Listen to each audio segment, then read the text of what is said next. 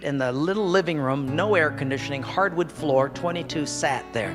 I came in, and when you teach in China, you start at 8 in the morning and you don't get done till 5 at night. You teach the whole day. They were sitting there, all 22 of them, and I looked around and I said, now, if we get caught, what will happen to me? They said, oh, you'll get deported in 24 hours and we'll go to prison for 3 years. I said, you're kidding. How many of you have been in prison for your faith? Out of 22, 18 raised their hands. I thought, no way. And I looked at him and I said, you 22 people, how many people do you oversee? Because they were all of these small group leaders, underground church leaders in the Hunan province. I said, how many, if you counted up all the people under your jurisdiction, how many would it be? And they counted them up and they said, little over 20 million. I said, what? See, we forget there's 1.3 billion people in China. This is crazy. Well, I had 15 Bibles and I passed them out. Obviously, 7 didn't get them. And I said, let's turn to 2 Peter chapter 1 and we're going to read it. And just then, one lady handed hers to somebody next to her.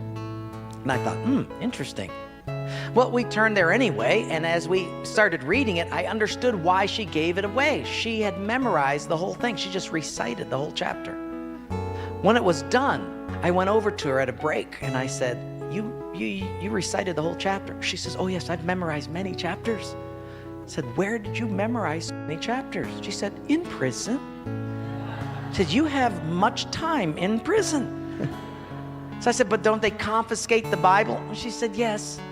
So people bring in scriptures written on pieces of paper and they bring it in.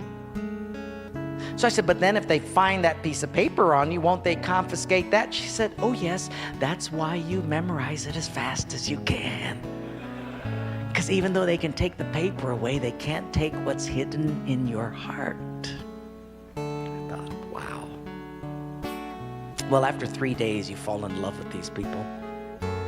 And when it was done, I said, how can I pray for you? I'm going to go back to America. And you guys have been just so wonderful. How can I pray for you?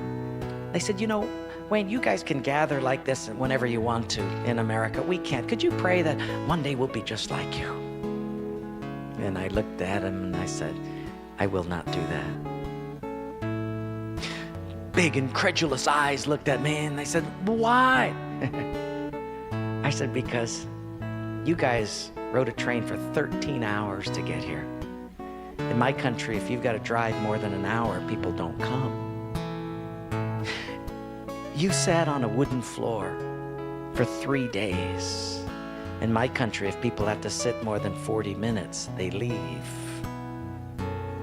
You sat not only here for 3 days on a hard wooden floor, but you did it without air conditioning.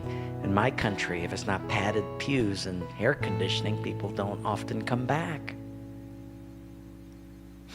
In my country, we have an average of 2 Bibles per family.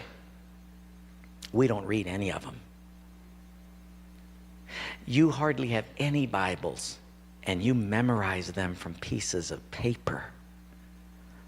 I will not pray that we become like, you become like us, but I will pray that we become just like you.